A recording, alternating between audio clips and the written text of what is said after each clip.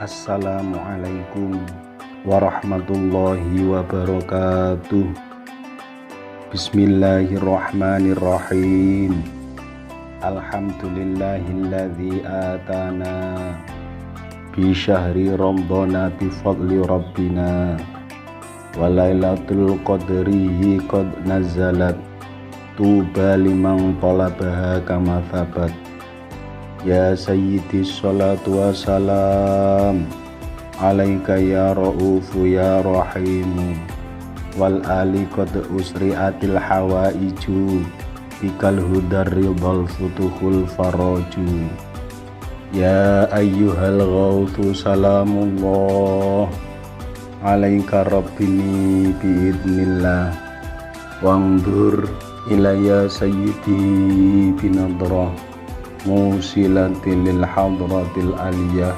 Amma ba'du. Hadratul kurama, para alim, para ulama, khususnya beliau Kyai Nur Shaleh Zainal Fanani, Dewan Pimpinan Pusat Penyiar Sholawat Wahidiyah bidang remaja dan mahasiswa, kepada para bapak, ibu, remaja yang saya hormati. Pertama, marilah kita memanjatkan puja-puji syukur kepada Allah Subhanahu wa Ta'ala yang telah memberikan kita nikmat, taufik serta hidayah kepada kita semua, sehingga kita semua di dalam bulan yang penuh barokah ini kita masih diperkenankan oleh Allah untuk melaksanakan puasa.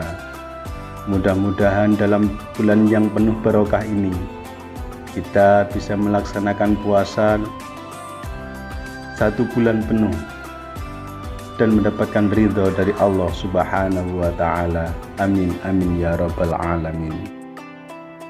Para rekan-rekan remaja yang saya hormati, dalam hal ini remaja adalah panutan bagi generasi yang akan datang.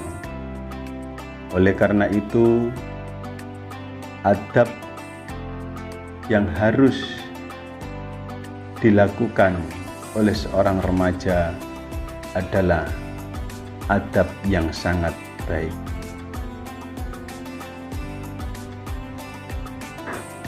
Adab merupakan bentuk kata benda dari kata kerja adaba, yang berarti kesopanan, sopan santun, tata krama, moral, nilai-nilai yang dianggap baik oleh masyarakat. Mengutip pernyataan Abu Ismail Al-Harawi, pengarang kitab Manazil As-Sa'irin, yang dimaksud dengan adab adalah menjaga batas antara berlebihan dan meremehkan serta mengetahui bahaya larangan atau pelanggaran. Keberhasilan seseorang biasanya ditentukan oleh adab yang dimiliki. Menurut para ahli tasawuf, Imam Al-Ghazali dalam bukunya karya Luqman Junaidi, adab menurut Rasulullah Shallallahu Alaihi Wasallam adalah pendidikan tentang kebajikan yang merupakan bagian dari keimanan. Masih di buku yang sama yang dikarang oleh Al-Hujwiri, berpendapat adab merupakan keindahan dan kepatutan suatu urusan agama atau dunia. Kesemuanya itu dipengaruhi oleh tingkat pendidikan. Oleh karena itu, pendidikan memiliki nilai kemanusiaan yang tinggi. Nilai-nilai ketaatan kepada Allah Subhanahu wa Ta'ala dan cinta kepada Rasulullah Shallallahu Alaihi Wasallam biasanya berdasar pada pendidikan moral. Seseorang yang tidak peduli dengan pendidikan moral, ia tidak akan mampu mencapai derajat kesalihahan. Untuk dicintai Allah Subhanahu wa Ta'ala, segala sesuatu yang dilakukan harus bersih dan terpuji.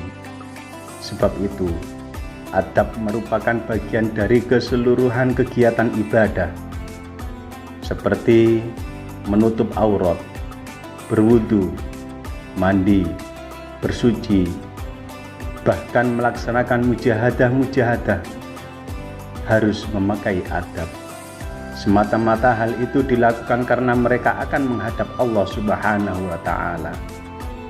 Adab atau kesopanan di hadapan Allah juga diperintahkan langsung oleh Allah Subhanahu wa Ta'ala, seperti perintah berbusana yang baik dan sopan ketika sholat. Pakailah pakaian yang indah ketika memasuki masjid, yang diterangkan dalam Al-Quran surat Al-A'raf ayat 31.